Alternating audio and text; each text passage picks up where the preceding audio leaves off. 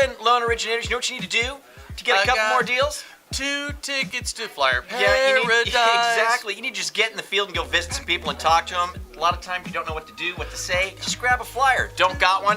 Remen's got you covered. Branded to you. All various different types of programs. You can print them, take them out there, visit people. You know, bump the gums, man. Rub the bellies. Do that kind of stuff. Click the banner you see right here over on your right. If you're on your mobile device, you'll have to scroll down past the comments. You'll see it there. And if you're on Facebook or something like that, there's a link around here somewhere. Hey Frank, Gary Vaynerchuk said that he doesn't like chocolate. So? Quick, everybody go out and make a video about how great chocolate is. Don't forget to flatter him first. You're so great and everything's so great, but I tell you, chocolate's really great. That was the kind of dickish show of us to do yesterday, wasn't it? So what? Well, you know what? We were in just a couple of foul moods. Did we get some bad feedback on it? I don't know. Again, it doesn't matter. We're in foul moods today, mind you. For me personally, it's from a lack of sleep. So let's keep the streak alive. Let's just keep this streak going.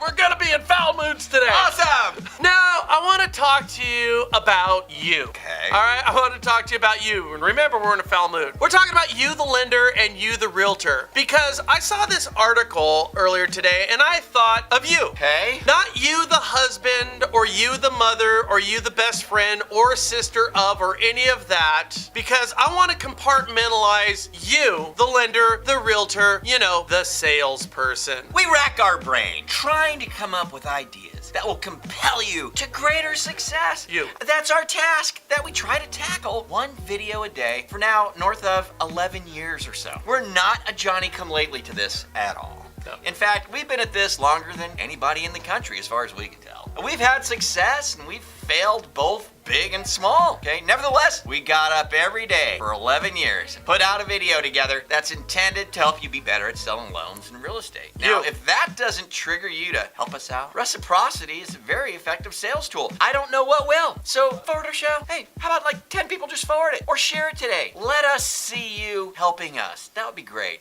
This means the world to us. By the way, that was intended not only for you to do it, but as a call to action which you should be doing. Because this is what we do. That's what we do. And always we do this at no cost to you. Now, thinking of you again today, I saw an article that really bugged me, and I didn't know why at first. It's an article on Housing Wire, and it's titled, Freddie Mac, Mortgage Rates Hold Steady, hinting at a favorable home buying season. Hardly a title to get under your skin, right? In fact, I bet that title sounds pretty good to most of you out there. That's the problem. If you think that title sounds good, that's your problem. That is your problem. Yeah, what rubs us wrong is that you are simply a professional observer here, as if you have no say in what your spring is going to look like. Like, rates are good. Looks like you might be able to eat this spring. So, seriously, I mean this. Right. What if rates are bad? No soup for you? We understand that low rates mean more people might buy. And, you know, I get that. I do. Right? I get why this is good news, of course. Come on. I get why this is positive. But what if rates were up? Can we then assume that you face lean spring days? Now, to the point here, and I want you to hear me, it's as if the article is saying you have no say in your success. I mean, it's a point we make all the time. I mean, I see the article and I think some lender and realtor doesn't give a crap because they don't have to. But for the vast majority of you, the numbers suggest that, in fact, it is the whims of the market that dictate if you eat or starve. The article assumes that you don't have the tools or the wherewithal to brush it aside and blaze your own trail of success regardless of rate. The truth is, most of you may not have the mindset to make that happen.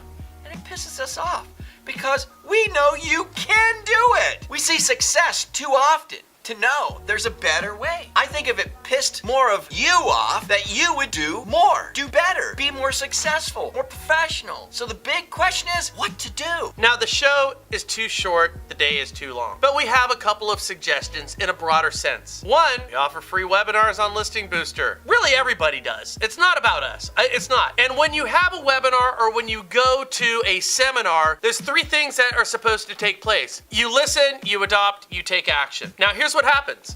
And we've got 10 years of traveling the country to see this in countless numbers of webinars. And we know that most people will listen. That's why you go in the first place. Some people will adopt and few will take actions. That's the problem. Most of our problems lie between adoption and action because everybody will listen to a webinar, to seminars, at sales meetings. And then whatever it is that you hear, it doesn't matter. Some will adopt. You know, they'll buy, they'll whittle, and then they'll just keep whittling with it. Few will actually take action, meaning learn it, execute it, and run it like a ravenous lunatic.